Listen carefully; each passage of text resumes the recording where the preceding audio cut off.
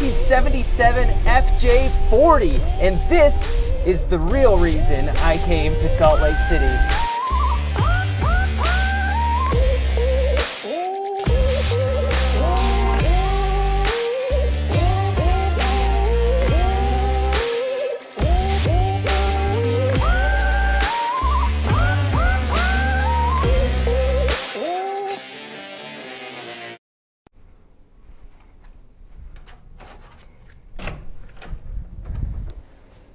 Welcome inside my hotel room in Salt Lake City. Let's do a quick little hotel room tour. Let's turn on some lights in here. What do you got? Okay, here's the bathroom. So I just got in. This is my first time checking this all out. All right, we got our closet here, bathrobes, coffee. I'm gonna need a lot of that tomorrow. Sink, all right. Where's the light switch here? Another sink, two sinks. Toilet, boom. Pretty standard hotel stuff. As we go in here, wow. This room is massive, okay. So we got a little desk here. I'm gonna do a lot of my work there. The reason I'm here is for Toyota Land Cruiser Heritage Edition. So as you can see, little care package schedule from Toyota. Wonder what's in here. Should we open it? We should open it. Okay, let's do an unboxing. All right, let's see what we got here. Toyota Land Cruiser, this is the heritage badging that's gonna be on the vehicles. Welcome to Salt Lake City. We're pleased to have you join us. Take time of my busy schedule to attend our program. Cool. Wow, it's like Christmas time. That is pretty cool. I'm not a huge swag guy. I have a lot of, sorry about the hat hair. I have a lot of stuff already, and usually when there's more swag, it's just stuff that's gonna get, you know, thrown in my closet or whatever. This, let's see, where's the mirror at? I'll just look into the camera. Pretty cool hat. And looks like a shirt as well. Oh, man, this is cool. So these are all the grills and badging from all the Land Cruisers throughout history, and then it's got the Land Cruiser Heritage Museum logo on the back. That is really cool. Oh my gosh, it's a long sleeve. What? That's dope. Yeah, all right. Yeah, so the Heritage Museum for Land Cruisers is here in Salt Lake City, which is why we're here to test out these vehicles. And we're gonna do some on-road driving. Oh wait, that wasn't it. That's not all. Got a pin and a patch. The old four-wheel drive logo, that's really cool. See, that stuff I'm gonna actually wear. So that's kind of nice. And let's look at the view. Yeah, so Land Cruiser Heritage Museum, going there tonight. You'll see some of the video from there in like 10 seconds, probably 30 seconds. And then we're gonna go up to Snowbird Ski Resort and do some off-roading tomorrow. Let's check out the view from this hotel. Really dirty window, but the view's really nice downtown. You can see the mountains over there. And because I'm a corner unit, let's see if I can figure out how to open these. Oh, what? Is there a balcony? Heck yes.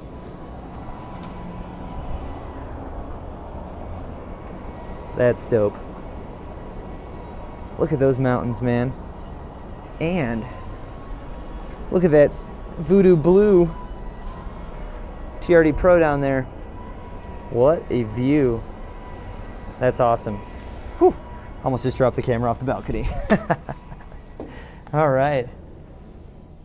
Well, I got some work to do before we head to the Land Cruiser Museum. So I'm going to peace out for now, and I'll catch you guys in a few minutes.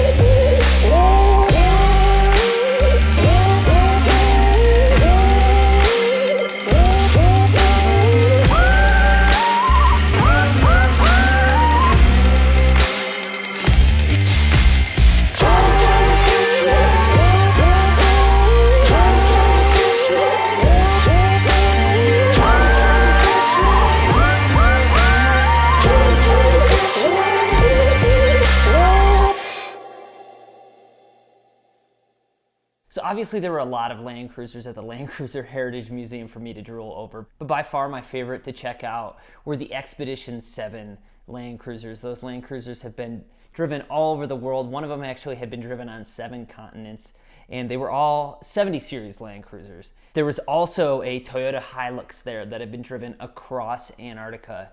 I've been fortunate enough to drive on, think about this, 5 out of the 7 continents. The only 2 that I haven't driven on are Africa. I haven't been to Africa at all, and Antarctica. I've only traveled on foot in Antarctica and by boat. But it's definitely a goal of mine to be able to one day drive on all 7 continents. So to see a vehicle, 170 series specifically, the 70 series being my favorite Land Cruiser, and to see the one there that is the only vehicle in the world that has been driven on all 7 continents was really, really awesome. Before dinner, we got a quick tour of the 2020 Land Cruiser Heritage Edition. Talked about what makes that different from the regular 200 series, which you can check out in a video that I'll link here. And then we went back to the hotel, and the next morning we walked out the front doors of the hotel, and there were 7 different kinds of Land Cruisers waiting for us.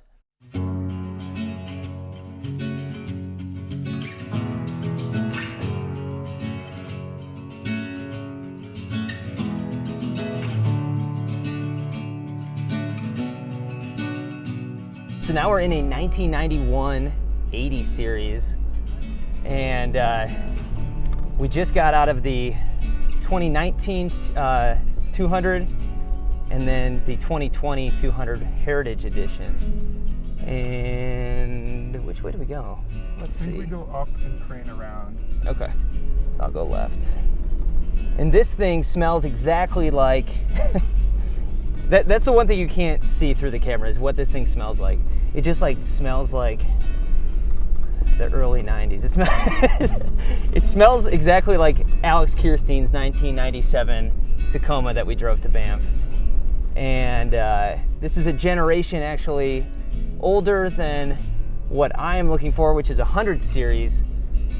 Mostly, you know what? After this though, I might add this to the list. Startup was a little rough. This car is almost as old as I am. Oh man, we got another vintage one behind us. So this is the last series that had the inline 6 in the United States. The 70 series is still made overseas. Can't get one here, unfortunately, and we're not going to be able to drive one today, which is a little bit of a bummer, since that is my favorite series Land Cruiser. I've ridden around in them in New Zealand and was supposed to drive one in Iceland until someone rolled it, so they ruined all the fun for me. But the 80 is so awesome. It's got the diff lock on low range, and it just crawls over everything. This thing probably sucks on the highway. It feels like your grandpa's old recliner in this seat. Oh, it sounds so good. Oh my gosh, I want one of these so bad.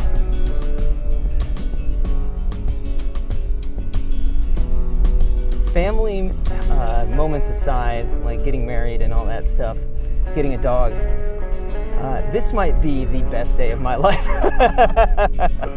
So the steering's a little floaty, it's not as on point as a new vehicle, but this thing is almost 30 years old, so it makes sense. It's just, we're not doing any like hardcore off-roading. This vehicle is on loan from the Heritage Museum, so we don't want to wreck anything. There's only so many 1991 80 series left. But it still climbs over everything super easily. And while it's not going to be as comfortable on road as a 100 series or a 200 series, I mean, I have driven a 97 Tacoma like hundreds of miles, and it's a different kind of comfortable. You know, you give up a lot of comfort, and there's like, obviously it's 91, there's no touchscreen, there's no nav, anything like that. But you kind of are transported back in time with a vehicle like this, and there's something insanely comfortable about these seats, these brown cloth seats, this brown interior that just puts a smile on your face. It's only one of 6 I'm going to get to drive today. So we've driven the 200, the 200 Heritage, and now the 80 series. So halfway there.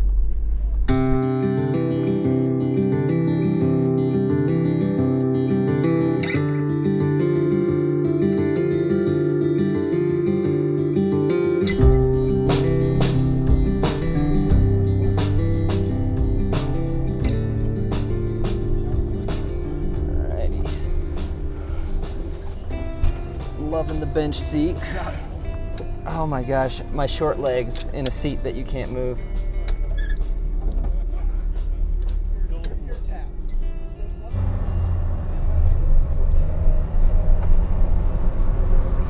All right, so this is a 1977 55 series Land Cruiser. It's only got 135 horsepower, and that's probably brand new at sea level. We are about a mile up. And it definitely doesn't have that here. 210 foot-pounds of torque. And this is the first manual Land Cruiser I have ever driven. The 40 is also a manual, and maybe the 60 that is here. I haven't driven that one yet either. The clutch is surprisingly forgiving. I feel like I was expecting it to be much more difficult than it was. And you're not going to hit highway speeds with this thing by any means. Be lucky to hover around 60. But we're not on the highway. We are on a very light off-road trail. To be fair, I've driven up driveways that were a little bit bumpier than this. But these are vintage vehicles that are on loan, so don't want to do crazy things with them. I mean, I want to. We just can't. This steering wheel is nuts. Oh man, yeah. Okay. I'm turned like all the way up. All right. You're good. Just slow. Alrighty, we did it. Like I was saying, like you. Alrighty. Well, let's throw it into first on a hill. Yeah, I do the same thing. Sorry about all that clutch smell back there. Oh, you're good.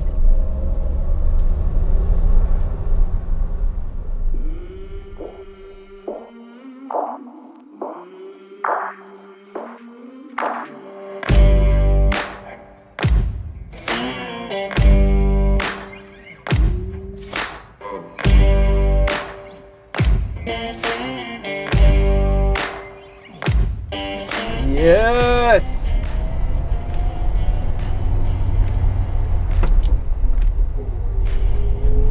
This is quick. This is fun. This is a 1977 FJ40, and this is the real reason I came to Salt Lake City. I have never driven a 40 Series Land Cruiser in my life, and it is a dream come true right now. 135 horsepower, 210 pound-feet of torque. This thing is actually pretty quick. I'm surprised. I'm gonna keep it in second gear because we're going uphill. Just got out of the 60 series, and comparatively, this is a race car, or at least feels like it while going up this hill. I love everything about the 40 series. I love its looks. I love the seats in the back that face each other. I love the white roof. I love the yellow paint. Every single thing about it. Dude, whoa! Yes! 30 miles an hour. Speed limit. Let's see how long it takes to get there. Waiting. All right, I'm not gonna get there. It's just not happening uphill. This steering wheel is massive, and like a lot of the older ones that we've driven so far, pretty floaty. And the interior is not quiet at all. It is very loud. This car has definitely been driven. So this, like all of the vintage Land Cruisers that we've been driving, is on loan from the Land Cruiser Heritage Museum here in Salt Lake City. And I'll tell you what, I've driven a regular 200 series today, a 200 series Heritage Edition today, a 100 series, an 80 series, a 60 series, a 55, and now the 40. And of all of them, while this isn't one that I would call something to daily drive, out of all of them, this is by far my favorite. The thing that you can't tell about this car from looking at the video or listening to it, well, it's super loud so you could hear everything, is the smell of like all sorts of automotive fluids mixing together at once, plus exhaust. Oh, it's probably not good for you. It's definitely not good for you, but man, it feels so right. The steering's kind of all over the place, as to be expected. The transmission, it's better than it was in the 60 series, but it's okay. I don't have much to complain about with this moment right now. This is like a moment I've dreamed about for a long time, and you know, I'm not gonna even say anything negative about this car. This is a perfect moment.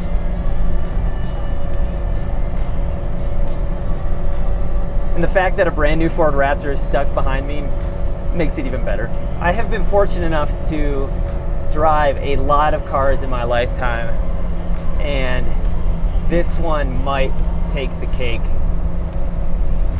It definitely lives up to the anticipation of it all.